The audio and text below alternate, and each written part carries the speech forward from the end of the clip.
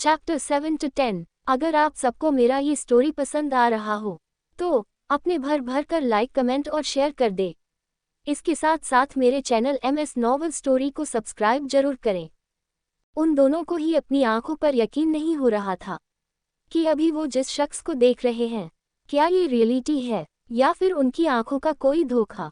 वही वो शख्स किसी पर भी ध्यान दिए बिना तेज कदमों के साथ स्टेज की तरफ बढ़ गया। वहां मौजूद सभी लोगों की नजरें तो बस उस शख्स पर ही थे। जैसे ही वो शख्स स्टेज पर पहुंचा, वो तुरंत अनामिका जी के पैर छूकर उनका आशीर्वाद लिया, जिस पर अनामिका जी खुश होकर उस शख्स के सिर पर अपना हाथ रखी और बोली, हमेशा खुश रहो मेरे बच्चे। वही हाल में मौजूद सभी लोगों को समझ नहीं आ रहा था कि आखिर ये शख्स है कौन और अनामिका जी क्यों इस शख्स को अपना पोता बोल रही हैं। क्या ये शख्स उनका पोता है? तो फिर विक्रम कौन है? सभी के मन में अलग अलग तरह के सवाल थे और सभी कंफ्यूज भरी नजरों से अनामिका जी की तरफ देख रहे थे। वही सबसे ज्यादा कंफ्यूज तो विक्रम के मॉम डैड थे। विक्रम और मिताली को तो इस वक्त उस शख्स को देख हैरानी के साथ साथ गुस्सा भी आ रहा था।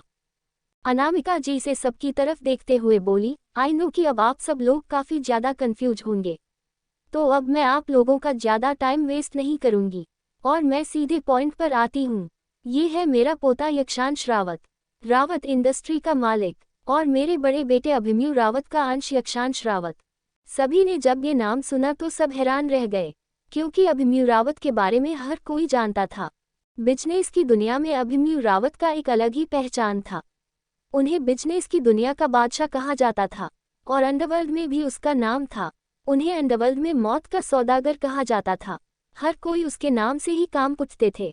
पर अचानक ही एक दिन अभिमन्यु रावत और उनकी बीवी दोनों की ही मौत की खबरें आ गई, जिससे सभी लोग हैरान हो गए थे और आज तक सभी ये नहीं जान पाए कि आखिर उन दोनों के साथ क्या हुआ था। और अब इतने सालों बाद आज उनका बेटा सबके सामने खड़ा था। ये सबके लिए बिल्कुल ही शॉकिंग था और सबसे ज्यादा शॉकिंग तो विक्रम और मिताली के लिए था। दोनों ही हैरानी से आंखें फाड़े यक्षांश की तरफ देख रहे थे। मिताली की तो जैसे पैरों तले जमीन खिसक गई थी। ऐसा लग रहा था जैसे एक पल में ही वो आसमान से सीधे जमीन पर आ गई हो। वही यक्षांश अनामिका जी की बातें सुन कुछ भी रिएक्ट नहीं किया। तभी अनामिका जी एक बार फिर सब की तरफ देखते हुए बोली, आज से मैं अपने इस पूरे एम्पायर का मालिक और रावत इंडस्ट्री का प्रेसिडेंट अपने पोते यक्षांश रावत को बनाती हूँ। अनामिका जी के अनाउंसमेंट करते ही वहां मौजूद सभी लोग पहले तो हैरान हो गए। सभी उसी तरह हैरानी से एक दूसरे की तरफ देखते हुए तरह तरह की बातें करने लग गए। यक्षांश एक बार अनामिका जी की तरफ देखा तो अनामिका जी माइक उसकी तरफ बढ़ा दी। अक्षांश माइक ले लिया, फिर सबकी तरफ देखते हुए बोला, हेलो एवरीवन। यक्षांश के आवाज में जादू था या फिर उसकी पर्सनैलिटी का, जिससे सब एक पल में ही बिल्कुल शांत हो गए और सबकी ही नजरें यक्षांश पर ठहर गए। अक्षांश उसी तरह सबकी तरफ देखते हुए आगे बोला, First of all, I would like to thank you, my grandmother, Mrs. Anamika Rawat, that they thought me worthy. I will give my 100% in Rawat industry. सबसे पहले मैं अपनी दादी मिसेज अनामिका रावत को थैंक यू बोलना चाहूँगा कि उन्होंने मुझे इस लायक समझा और मैं अपना 100% दूंगा। Closing parenthesis. यक्षांश की बातें सुनने के बाद तालियों की तेज गड़गड़ाहट उस पूरे बैंक्वेट हॉल में गूंज उठे। अनामिका जी यक्षांश की तरफ बड़े ही प्राउडली देख रही थी। वही यक्षांश के चेहरे पर कोई भाव नहीं थे। वह एक बार पूरे हॉल में अपने नजरें घुमाया। मिताली जो कि यक्षांश को ही देख रही थी, एक पल के लिए दोनों की नजरें मिले। मिताली को देख यक्षांश एक क्रिपी स्माइल किया। मिताली यक्षांश की को देख गुस्से से अपने हाथों की मुट्ठी बना और विक्रम तो पूरा गुस्से से बौखलाया हुआ था। वह यक्षांश की तरफ घूर कर देख अपने दांत पीसते हुए बोला, ये फटीचर यहाँ कैसे आ गया, और वो भी इस इंडस्ट्री का प्रेसिडेंट बनके। It's not possible. मैं ऐसा बिल्कुल भी नहीं होने दूंगा। मैं अभी इसे धक्के मारकर यहाँ से निकलता हूँ। इतना कह वो आगे बढ़ ही रहा था कि तभी विक्रम की मॉम रीना जी उसे रोकते हुए बोली, ये तुम क्या बोल रहे हो विक्रम? ऐसे किसी को तुम कुछ भी कैसे बोल सकते हो? मॉम, मैं बिल्कुल सही कह रहा हूँ। ये एक नंबर का फटीचर इंसान है। इसे तो हर जगह से धक्के मारकर निकाल दिया जाता है। वो आज यहाँ पर रावत इंडस्ट्री का प्रेसिडेंट बना खड़ा है। नो मॉम, जरूर हो ना हो इसने ही मेरी दादी को कुछ पट्टी पढ़ाई होगी। तभी वो इस फटीचर को यहाँ लेकर आ गई। रीना जी को विक्रम की कही बातें समझ नहीं आ रही थी। वो एक बार फिर से विक्रम से पूछी, विक्रम जो भी बात है क्लियर बताओ, तुम कैसे इस लड़के को जानते हो? विक्रम झल्ला कर बोला, मॉम ये फटीचर कोई और नहीं मिताली का एक्स हस्बैंड यक्षु है। जैसे ही रीना जी अपने बेटे की बात सुनी, वो मिताली की तरफ घूर कर देखी तो मिताली हड़बड़ा गई और तुरंत बोली, आंटी आप जैसा सोच रही हैं वैसा कुछ भी नहीं है। मैं तो खुद इससे बहुत नफरत करती हूँ और इसे यहाँ देख खुद बहुत हैरान हूँ। रीना जी शक भरी निगाहों से मिताली की तरफ देखते हुए पूछी, क्या तुम पहले से जानती थी कि यक्षांश कौन है? रीना जी की बात सुन मिताली अपने मन ही मन बोली, अगर मैं जानती रहती तो मुझे क्या कोई पागल कुत्ता काटा था जो मैं इसे डाइवर्स देती।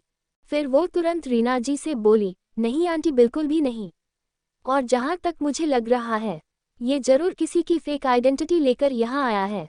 हमें इसे तुरंत एक्सपोज कर देना चाहिए।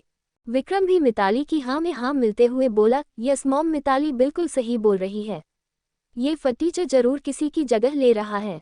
मैं अभी जाकर सबको बताता हूँ कि इसकी असली औकात क्या है। विक्रम वहां से जाने लगा तभी रीना जी रॉकी को रोकते हुए बोली, बिल्कुल भी नहीं विक्रम, तुम ऐसे कुछ भी हंगामा नहीं करोगे क्योंकि ये हमारे फैमिली के रेपुटेशन का सवाल है। अब जो भी बातें होगी वो हमारी फैमिली मेंबर के सामने ही होगी। रीना जी नहीं चाहती थी कि अभी विक्रम का सबके सामने तमाशा बने, क्योंकि वो अच्छी तरह से जानती थी कि अनामिका जी ऐसे किसी को इस तरह से सबके सामने लाकर उसे रावत इंडस्ट्री का प्रेसिडेंट नहीं बना सकती। हो ना हो कुछ तो ऐसी बात है जो उनसे छिपी हुई है। और फिर यक्षांश को अभिमन्यु का बेटा बताया जा रहा है, इसका मतलब कि जरूर ये यक्षांश अभिमन्यु से जुड़ा हुआ है। पर ये क्या सच है क्या झूठ, ये तो सिर्फ अनामिका जी ही बता सकती है।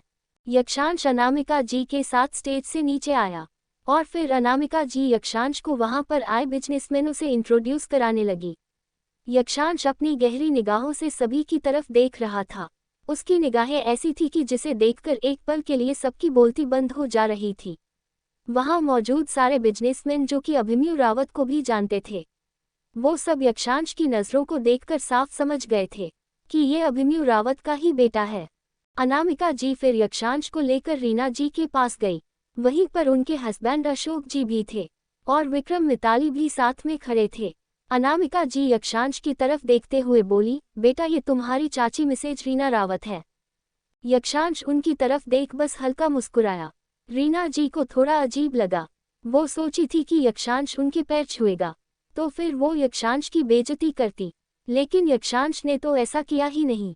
अनामिका जी विक्रम की तरफ देखते हुए यक्षांश से बोली, और बेटा ये है तुम्हारा छोटा भाई विक्रम रावत।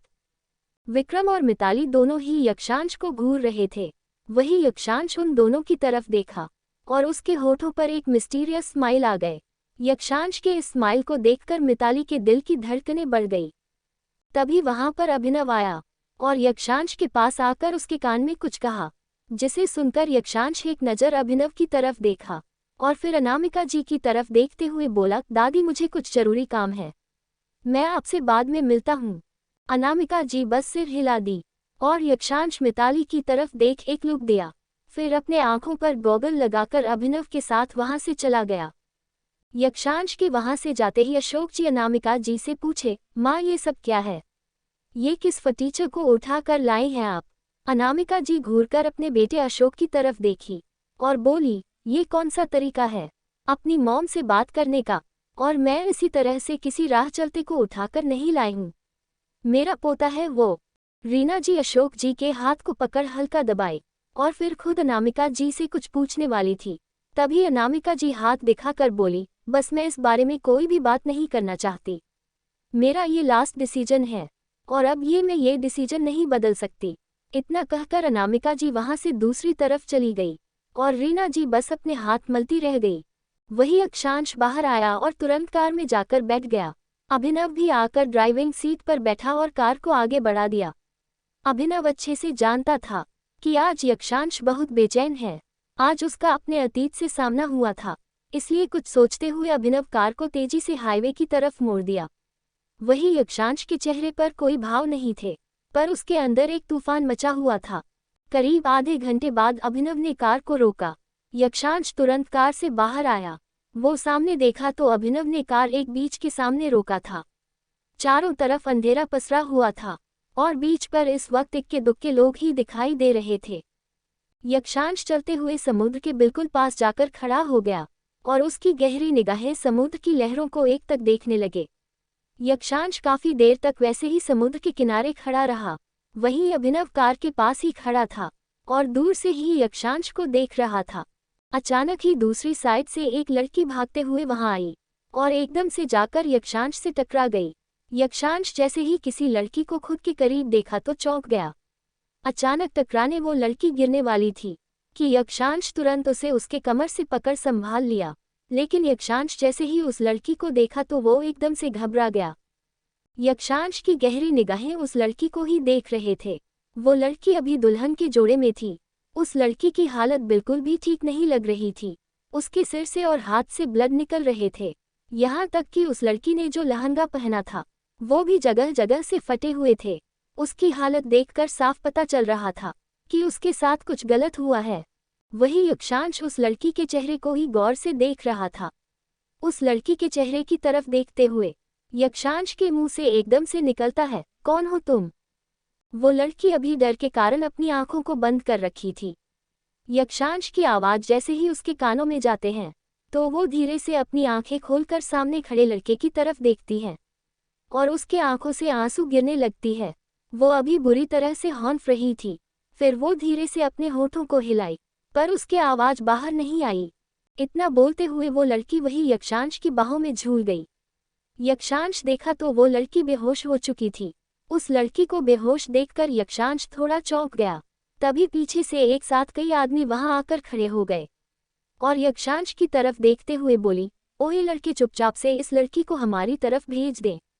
इस लड़की की शादी आज हमारे बॉस के साथ है, तो सीधे से इस लड़की को हमें दे दो।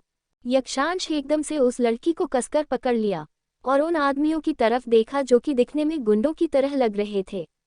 वो उन सब की तरफ देखते हुए बोला, और अगर मैं इस लड़की को तुम लोगों के पास ना भेजूं तो? यक्षांश की बात सुन वो गुंडे बोले, लगता है तुझे अपनी जान प्यारी नहीं है, इसीलिए हमसे उलझ रहा है। यक्षांश उस लड़की को अपने बाहों में उसके कमर से कसकर जकड़े हुए उन गुंडों की तरफ देखते हुए बोला, मैं भी देखना चाहता हूं कि तुम लोग क्या कर सकते हो।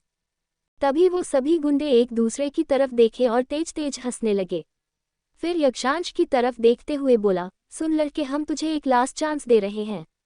चुपचाप से इस लड़की को छोड़ दे, वरना तू सोच भी नहीं सकता कि हम तेरे साथ क्या क्या कर सकते हैं। यक्षांश उन गुंडों की बात सुन तिरछा मुस्कुराया और बोला, सिर्फ कोई धमकी देगा या कुछ करेगा भी? तुम सबके अंदर सच में दम है या सिर्फ इसी तरह लंबी लंबी फेंक रहा है? यक्षांश की बातें सुन उन गुंडों को गुस्सा आ गया, क्योंकि यक्षांश एक तरह से उन सब का मजाक उड़ा रहा था। तभी उन गुंडों का हेड सामने आया और बोला, तुम लोग यहाँ खड़े खड़े क्या इस लड़के को देख रहे हो? आगे बढ़ो और इस लड़की को पकड़ लो, फिर इस लड़की को घसीटते हुए यहाँ लेकर आओ। उन गुंडों के हेड की आवाज सुनकर यक्षांश को हंसी आ गई, क्योंकि उसकी आवाज किसी लड़की की तरह थी।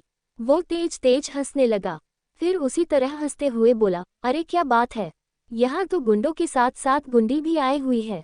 सभी गुंडे समझ नहीं पाए कि यक्षांश कहना क्या चाहता है। वही यक्षांश उन गुंडों के हेड की तरफ देखकर मुस्कुरा रहा था, जिससे उस हेड को गुस्सा आ गया।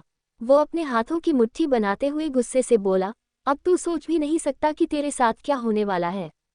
तुम सब आगे बढ़ो, इस लड़के को जान से मार दो। यक्षांश को अभी भी हंसी आ रही थी कि तभी सारे गुंडे एक साथ यक्षांश की तरफ बढ़ने लगे। वो सब उस तक पहुंच पाते कि उससे पहले ही एक साथ बहुत सारे गार्ड्स वहां आकर यक्षांश के सामने खड़े हो।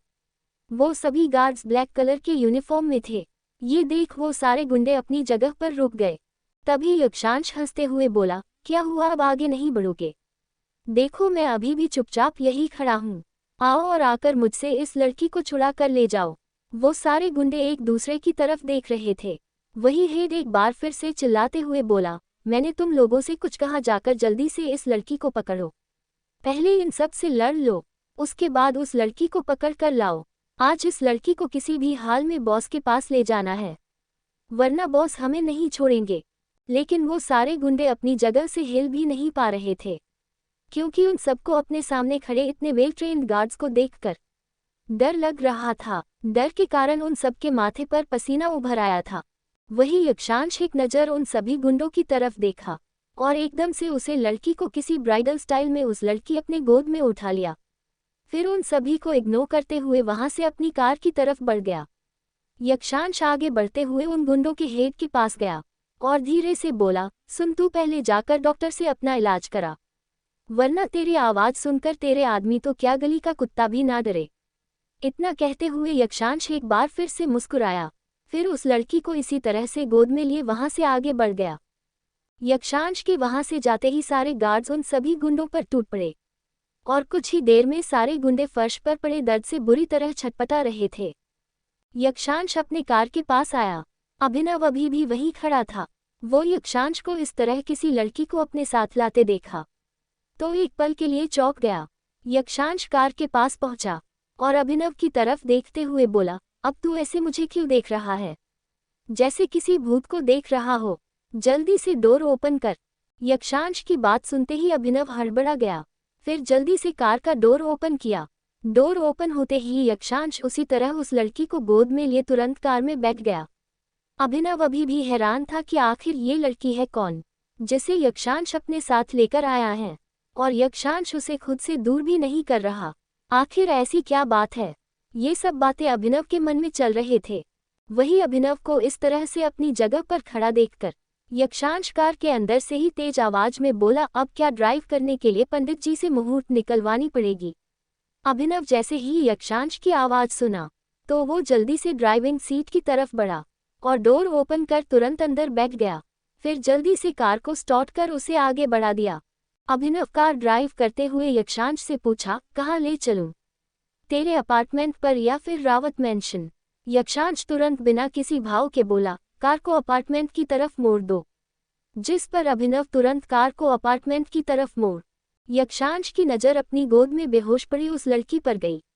अब जाकर यक्षांश इस लड़की के चेहरे को ढंग से देख रहा था। वो लड़की दिखने में बहुत ही खूबसूरत थी।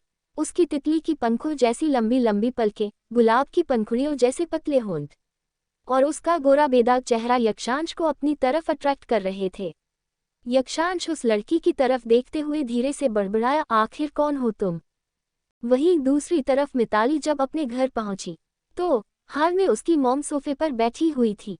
वो मुस्कुराते हुए बोली, बेटा कैसा गया पार्टी? बेटा तुम बहुत जल्दी आ गई, मुझे लगा था शायद तुम आज नहीं आओगी। लेकिन मिताली अपने मॉम की बात को पूरी तरह से इग्नोर करते हुए तेजी से सीधे अपने रूम की तरफ बढ़ गई। मिताली की मॉम को ये देख थोड़ा अजीब लगा। वो अपने मन ही मन बोली, ये मिताली को क्या हो गया? ये इतने गुस्से में क्यों लग रही है? तभी उनके कानों में कुछ गिरने की आवाज गई। वो जल्दी से सोफे पर से उठी और तेजी से मिताली की रूम की तरफ बढ़ गई। मिताली पूरे रूम के सामान को इधर उधर फेंक रही थी और गुस्से से चिल्ला रही थी, नो नो नो, ऐसा नहीं हो सकता। मेरे सारे प्लान पर पानी नहीं फिर सकता। मैं इस तरह से उससे हार नहीं सकती। मिताली की मॉम ये देखी तो जल्दी से आगे बढ़ी और उसके पास जाकर बोली, मिताली ये सब क्या हरकत है बेटा? इस तरह से तुम घर के सामान को क्यों तोड़ रही हो? और ऐसा हुआ क्या? क्या तुम्हारा विक्रम से लड़ाई हुई है? मिताली अपने मॉम की बात सुन तुरंत उनके गले से लग गई और रोते हुए बोली, मॉम आपको नहीं पता, हमारे सारे प्लान पर पानी फिर गए हैं। मेरा इतने महीनों से विक्रम को पटाना वो सब कुछ वेस्ट हो गया। हमने जो कुछ सोच रखा था कि हम बहुत जल्द अमीर हो जाएंगे पर अब वो भी नहीं हो सकता मॉम। मिताली की मॉम को उसकी कही बातें समझ नहीं आ रही थी। वो तुरंत बोली, बेटा क्या बात है, मुझे सब कुछ क्लियर बताओ। ऐसा क्या हुआ उस पार्टी में जो तुम इतने गुस्से में यहाँ आए हो? और विक्रम भी नहीं आया तुम्हें छोड़ने? मिताली तुरंत अपने मॉम से बोली, मॉम अब मैं क्या बताऊं आपको? इतना कहते हुए मिताली सारी बातें अपने मॉम को बता दी। मिताली की मॉम जैसे जैसे अपने बेटे की बातें सुन रही थी उनके चेहरे के भाव बदलते जा रहे थे। वो एकदम से बोली, क्या वो फटीचर इतना बड़ा बिलियनियर है? रावत अंपायर का प्रेसिडेंट बन गया है वो। मिताली आंखों में आंसू लिए अपने मॉम की तरफ देखकर बोली, मॉम हमारे साथ धोखा हुआ है। वो यक्षु जो कि कल तक गरीबों की तरह यहाँ वहाँ भटक रहा था और किसी फटीचर की तरह हमारे टुकड़ों पर पल रहा था, वही यक्षु आज इतना बड़ा बिलियनियर यक्षांश रावत बन चुका है। आप सोच भी नहीं सकती मॉम, जब मुझे ये बात पता चला था तो मुझे कैसा लगा? मैं तो बिल्कुल शॉक्ड हो गई थी मॉम। मिताली की मॉम भी अपनी बेटी की बात सुन बिल्कुल हैरान थी। उन्हें भी समझ नहीं आ रहा था कि अब वो क्या करें। मिताली फिर से अपनी मॉम के गले लगाकर बोली, मॉम अब क्या होगा? सब कुछ बर्बाद हो गया। मॉम अब कुछ नहीं हो सकता। तभी अचानक से मिताली की मॉम के माइंड में कुछ आया और उनके होठों पर एक कुटिल मुस्कान आ गए। अपनी मॉम को इस तरह से मुस्कुराते देख मिताली तुरंत पूछी, मॉम आप इस तरह से मुस्कुरा क्यों नहीं है? जरूर आपके माइंड में कुछ चल रहा होगा। ये सुन मिताली की मॉम यानी यामिनी जी अपनी बेटी के गालों को छूकर बोली, ओ तो लगता है मेरी बेटी बड़ी हो गई है, इसीलिए अपने मॉम के चेहरे के एक्सप्रेशन को देख सब पहचान जाती हो।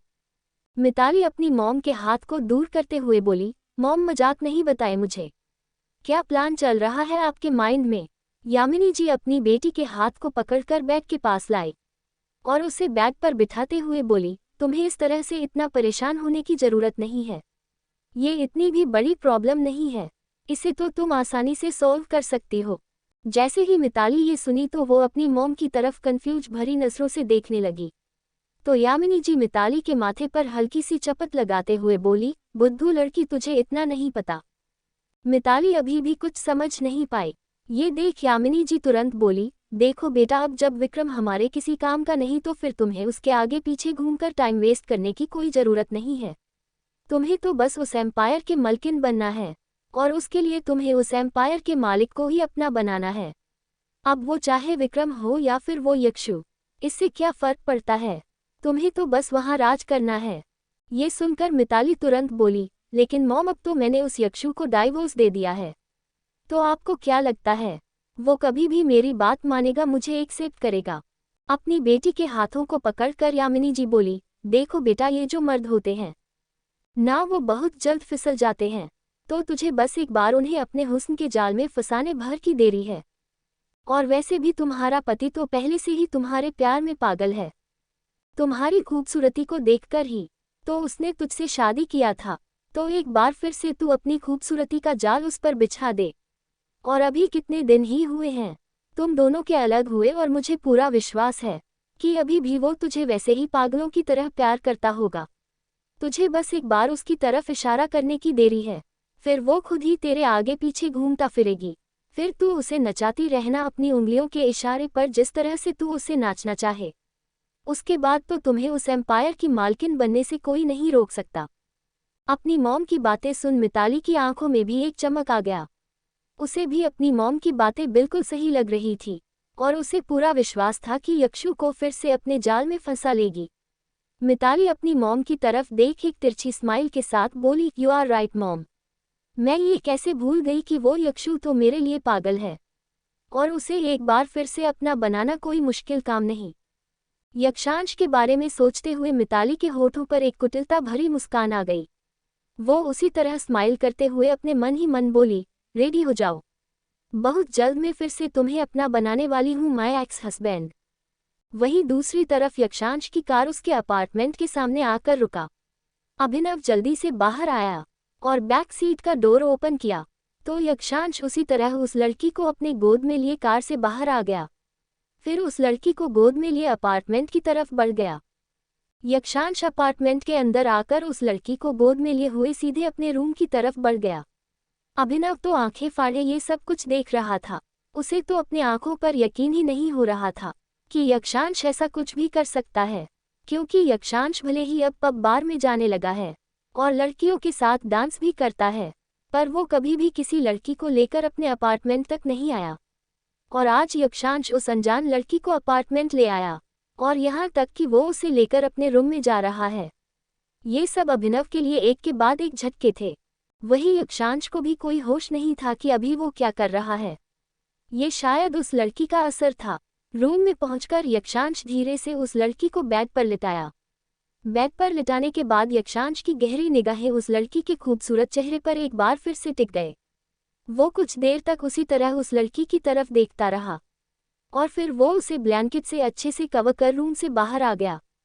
बाहर हाल में अभी अभिनव बैठा हुआ था। यक्षांश को देखते हुए वो तुरंत उससे पूछा, वो ठीक है? यक्षांश अभिनव की तरफ देख बिना कुछ बोले बस अपनी पलकें झपका दिया और वही उसके पास में सोफे पर आकर बैठ गया। अभिनव यक्षांश की तरफ एक ग्लास बढ़ा दिया जिसमें वाइन था। यक्षांश भी बिना कुछ रिएक्ट किए उस वाइन के ग्लास को लेकर अपने होठों से लगाकर उसकी सिप लेने लगा। अभिनव यक्षांश को ही देख रहा था। वो उसी तरह यक्षांश की तरफ देखकर बोला, क्या तू उस लड़की को पहले से जानता है? अक्षांश अभिनव की बात पर तुरंत बोला, नहीं। यक्षांश की बात सुन अभिनव शक करते हुए बोला, झूठ बोल रहा है ना? तू मुझे सच बता, क्या तू उस लड़की जानता है या तुझे लव एट फर्स्ट साइट हो गया है? जैसे ही यक्षांश ने अभिनव की कही बातें सुना, वो अभिनव की तरफ घूर कर देखा, जिससे अभिनव थोड़ा हड़बड़ा गया और हल्की स्माइल के साथ बोला, यार मैं तो मजाक कर रहा था, तू इतना गुस्सा क्यों हो रहा है? यक्षांश अपने हाथ में पकड़े वाइन के ग्लास को टेबल पर रखा और बिना कुछ बोले वहां से जाने लगा कि तभी अभिनव पीछे से बोला, वैसे इसमें कोई बुराई नहीं है। वो लड़की दिखने में काफी सुंदर है और अगर चाहे तो तू उसे अपना बना सकता है। यक्षांश ये सुनते ही अपने हाथों की मुट्ठी कस लिया और वो अपनी गुस्से भरी निगाहों से अभिनव की तरफ घूर कर देखा तो अभिनव डर गया और तुरंत हकलाते हुए बोला, अरे मैं तो ऐसे ही बोल रहा था। अगर तू नहीं चाहता तो तुझे मैं कोई फोर्स नहीं करूंगा और अगर तुझे उसमें इंटरेस्ट नहीं है तो मुझे बता, मैं ही उस पर ट्राई करता हूँ। मेरे साथ उसकी जोड़ी भी मस्त लगेगी। यक्षांश अभिनव की बात सुन अपने दांत पीसते हुए बोला, अपनी बकवास बंद कर। फिर तुरंत तेज कदमों के साथ सीधे अपने रूम की तरफ चला गया। अभिनव यक्षांश को जाते देख खुद ही बड़बड़ाया, ये ना तो खुद उसे पटाएगा और ना ही वो मुझे पटाने देगा। जलता है ये मेरे से साला। ये बोल अभिनव अपना मुंह बनाया। रूम में आकर उसकी नज़र एक बार फिर से बेड पर बेहोश पड़ी उस लड़की पर गई। न जाने क्यों उस लड़की के चेहरे को देखते ही यक्षांश का गुस्सा 2 सेकंड में बिल्कुल गायब हो गया और उसकी गहरी निगाहें उस लड़की पर ही ठहर गए। कुछ सेकंड तक उस लड़की को देखते रहने के बाद यक्षांश वहां से सीधे वॉशरूम की तरफ चला गया। यक्षांश शॉवर के नीचे खड़ा था और उसने अपनी आंखों को बंद कर रखा था। बंद आंखों में यक्षांश के सामने आज जो कुछ भी हुआ वो सब चीजें एक एक करके आने लगे। पार्टी में जाना, मिताली को वहां विक्रम के साथ देखना। ये आते ही यक्षांश ने एकदम से अपने आंखों को खोला तो उसकी दोनों आंखें लाल हो गए थे। उसने कसकर अपने हाथों का मुट्ठी बना लिया और उसका जबड़ा बुरी तरह से कस गया। इस वक्त यक्षांश बहुत भयानक लग रहा था। अगर अभी उसे कोई देखता तो डर से कांप जाता। वो मिताली के दिए धोखे उसकी कही एक एक बातों को याद गुस्से में एक तेज पंच वॉल पर दे मारा और अपने दांत पीसते हुए बोला, I hate you, I really hate you. उसी समय उसके आंखों के सामने उस अनजान लड़की का मासूम चेहरा याद आ गया, जिससे यक्षांश के चेहरे के भाव एकदम से बदल गए। कुछ देर बाद यक्षांश वॉशरूम से बाहर आया। अभी वो बाथरोब में था। वो अपने हाथ में एक टॉवल को लिया था जिससे वो अपने बालों को सुखा रहा था। फिर यक्षांश चेंजिंग रूम की तरफ बढ़ गया। थोड़ी देर बाद यक्षांश एक सिंपल कंफर्टेबल नाइट ड्रेस पहनकर रूम में आया और अपने बैग की तरफ बढ़ गया। बैग के पास जाकर यक्षांश वहां से एक पिलो और ब्लैंकेट उठाकर सीधे सोफे की तरफ चला गया। वो वही रूम में एक साइड रखे सोफे की तरफ गया और सोफे पर जाकर लेट गया। सोफे पर लेटते ही उसकी नज़र एक बार फिर से बेड पर बेहोश पड़ी उस लड़की पर चली गई। उस लड़की के मासूम चेहरे पर से यक्षांश अपनी नज़रें नहीं हटा पा रहा था। वो इसी तरह उस लड़की की तरफ देखते हुए एक बार फिर से बड़बड़ाया, आखिर कौन हो तुम? क्यों मैं इतना बेचैन हो रहा हूँ तुम्हें देखकर? थोड़ी देर में यक्षांश उसी तरह उस लड़की को देखते हुए ही नींद के आगोश में चला गया। वही अभिनव भी अपने रूम में जाकर तुरंत सो गया। करीब 1 घंटे बाद वो लड़की जो कि अभी बेड पर बेहोश पड़ी थी, वो धीरे धीरे उसी हाल में ही छटपटाने लगती है। धीरे धीरे उसके माथे और चेहरे पर पसीना उभरने लगा और वो अपने हाथों और पैरों को बार बार बेड पर पटक रही थी। वो अपने सिर को भी बुरी तरह से इधर उधर झटक रही थी। उस लड़की की हालत देख ऐसा लग रहा था जैसे मानो वो कोई बुरा सपना देख रही हो। तभी वो लड़की जो अपने हाथों को इधर उधर झटक रही थी, उसके हाथ वही बैग के जस्ट बगल में रखे टेबल पर फ्लावर वॉश से टकरा गए, जिससे फ्लावर वॉश फर्श पर गिर गया। वॉश के गिरने की आवाज़ जब यक्षांश के कानों में पड़ा तो एक झटके में नींद टूट गया। यक्षांश अपनी आंखें खोला तो फ्लावर वॉश को फर्श पर गिरा देख चौंक गया। उसके मुंह से निकला, ओ नो, ये कैसे गिर गया? तभी यक्षांश की नज़र बैग पर छटपटा रही उस लड़की पर गई तो वो हैरान रह गया। वो तुरंत सोफे पर से उठा और बैग की तरफ बढ़ गया। वो बेड पर जाकर बैठ गया फिर एकदम से उस लड़की के हाथ को पकड़कर अपनी तरफ खींचकर उसे अपने सीने से लगा लिया। शश, शांत हो जाओ, कुछ नहीं हुआ, सब ठीक है। यक्षांश ये बोलते हुए उस अनजान लड़की की पीठ को सहला रही थी। वही वो लड़की जो कि अभी बुरी तरह से कांप रही थी। यक्षांश को ये देख ना जाने क्यों बुरा सा लग रहा था। वो कसकर उस लड़की को अपनी बाहों में जकड़ लिया।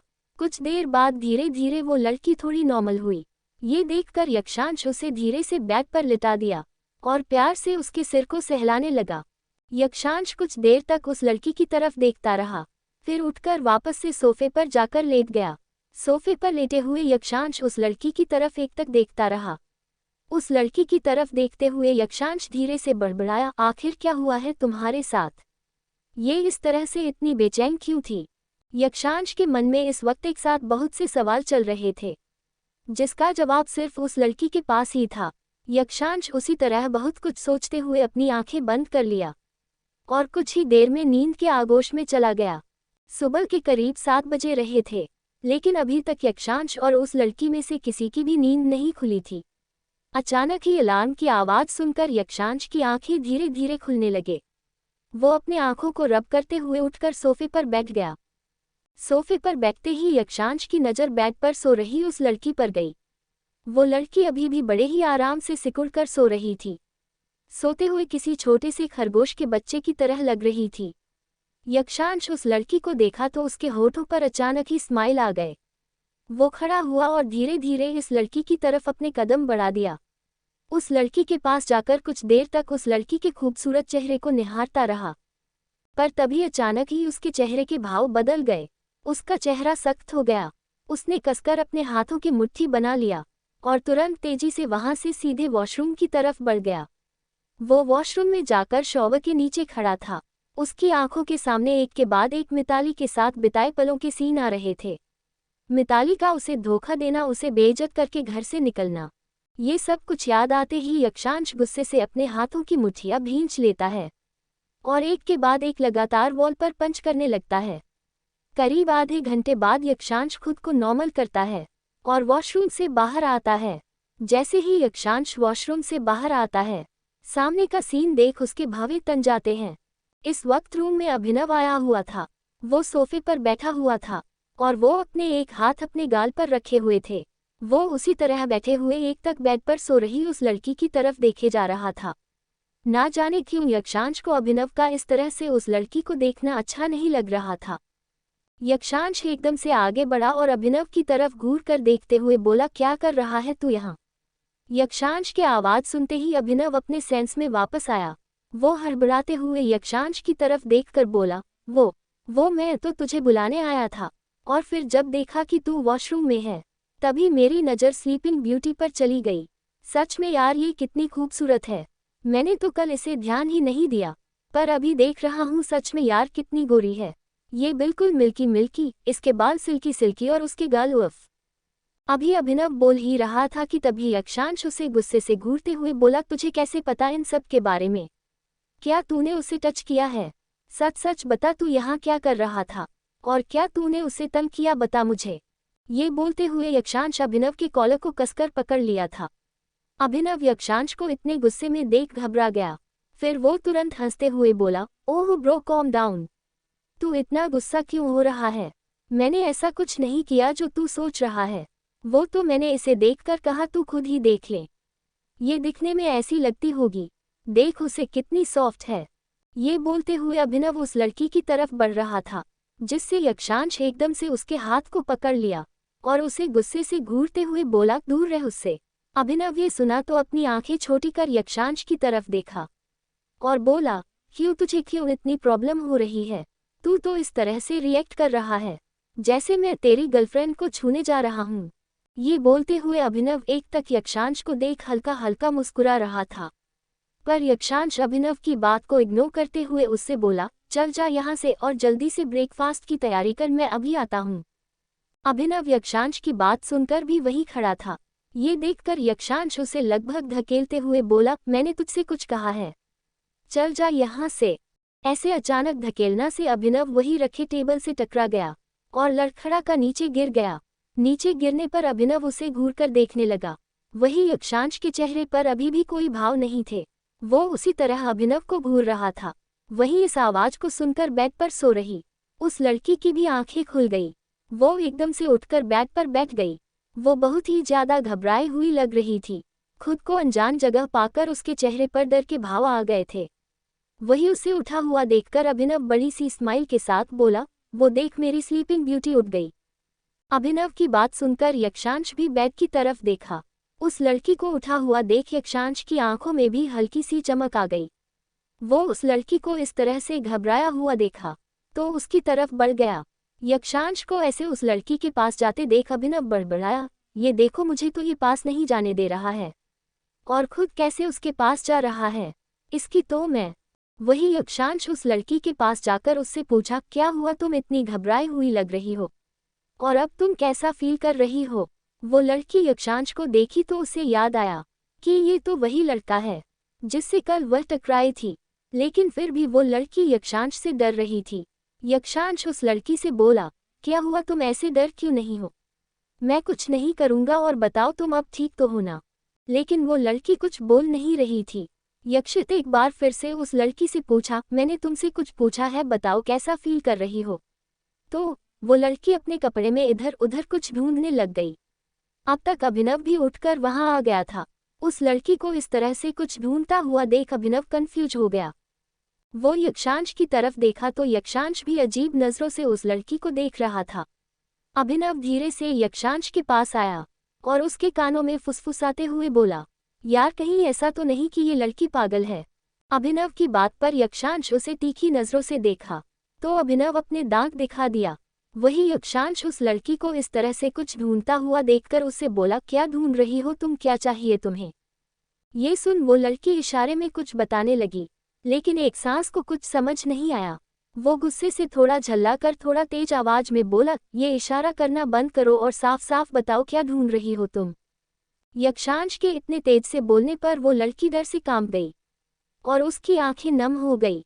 उसको इस तरह से डरते हुए देखकर अभिनव तुरंत यक्षांश को दूर किया और बोला, चल तू हट यहाँ से, तुझे किसी लड़की से बात करने की तमीज भी नहीं है, हर वक्त बस गुस्सा नाक पर बैठा रहता है। इतना कहकर अभिनव खुद उस लड़की के पास आया और बैग पर बैठ गया। फिर इस लड़की के हाथ को पकड़ने वाला था कि तभी वो लड़की डर के कारण अपने हाथ पीछे ले ली। अभिनव ये देख हंसते हुए बोला, मैं कुछ नहीं करूंगा, तुम बस ये बताओ कि तुम क्या ढूंढ रही हो और अब कैसा फील कर रही हो। वो लड़की अभी भी रो रही थी, कुछ बोल नहीं रही थी। उसे इस तरह रोते देखकर यक्षांश इरिटेट हो गया था। वही अभिनव अपना माथा ठोक लिया और खुद से ही बड़बड़ाया, क्या गजब की लड़की है, कुछ बोलती क्यों नहीं। तभी अचानक उसके माइंड में कुछ स्टिक किया। वो खुद से बोला, कहीं ये लड़की गूंगी तो नहीं है। फिर वो हैरानी से अपनी आंखें बड़ी किए उस लड़की की तरफ देखकर पूछा, क्या तुम बोल नहीं सकती, क्या तुम गूंगी हो। ये सुनते ही वो लड़की अपने नम आंखों के साथ अभिनव की तरफ देखकर धीरे से हाँ में अपने सिर को हिला दी। उसको इस तरह से सिर हिलाते देखकर यक्षांश और अभिनव दोनों की ही आंखें हैरानी से फैल गए। अभिनव यक्षांश की तरफ देखकर मन ही मन बड़बड़ाया, ओ तेरी ये क्या, मैं तो सोचा था कि इस ब्यूटीफुल लड़की को अपनी भाभी बनाऊंगा, पर एक स्वीट भाभी मिली भी तो ऐसी। मेरे यार तेरी किस्मत ही फूटी है, पहले मिली थी तो इतना बोलती थी, हर वक्त कच कच कच करती रहती थी, और दूसरी मिली है कि कुछ बोल ही नहीं सकती। मेरे यार के साथ ऐसा क्यों होता है भगवान। वही यक्षांश की तो आंखें अभी भी फैली हुई थी। वो काफी देर तक उसी तरह हैरानी से उस लड़की की तरफ देखता रहा। अचानक ही फोन रिंग करने से यक्षांश अपने सेंस में वापस आया और तुरंत वही सोफे पर रखे अपने फोन को उठाया और कॉल पिक करते किया। कॉल पिक करते ही दूसरी तरफ से कुछ कहा गया, जिसे सुनकर यक्षांश अपने कोल्ड वॉइस में बोला, I am coming in 30 minutes. इतना बोल वो कॉल कट कर दिया। यक्षांश एक नज़र उस लड़की की तरफ देखा जो अपने सहमी हुई नज़रों से उसे ही देख रही थी। फिर यक्षांश बिना कुछ बोले चेंजिंग रूम की तरफ चला गया। यक्षांश के वहां से जाते ही अभिनव एक बार फिर से लड़की की तरफ देखकर उससे पूछा, अच्छा तो तुम्हारा नाम क्या है। Sleeping beauty. अभिनव के ऐसे पूछने पर वो लड़की कंफ्यूज भरी नजरों से उसे देखने लगी। तभी अभिनव को कुछ याद आया और वो बोला, अरे हाँ मैं तो भूल गया, तुम बोल नहीं सकती हो ना, एक मिनट। फिर अपने पॉकेट से फोन निकाला और उस लड़की की तरफ बढ़ा दिया। वो लड़की समझ गई कि उसे क्या करना है। वो तुरंत ही उस पर मैसेज बॉक्स ओपन किया और कुछ टाइप करते हुए अभिनव की तरफ बढ़ा दी। अभिनव अपने हाथ में पकड़े फोन की तरफ देखा और धीरे से बोला, आरजू। आखिर यक्षांश आगे इस लड़की के साथ क्या करेगा और क्या हुआ इस लड़की के साथ? क्या अभिनव इस लड़की को अपनी भाभी बना पाएगा? जानने के लिए सुनते रहे मिस्टीरियस बिलियनेयर हस्बैंड। अगर आप सबको मेरा ये स्टोरी पसंद आ रहा हो तो अपने भर भर कर लाइक कमेंट और शेयर कर दे। इसके साथ साथ मेरे चैनल MS नॉवल स्टोरी को सब्सक्राइब जरूर करें।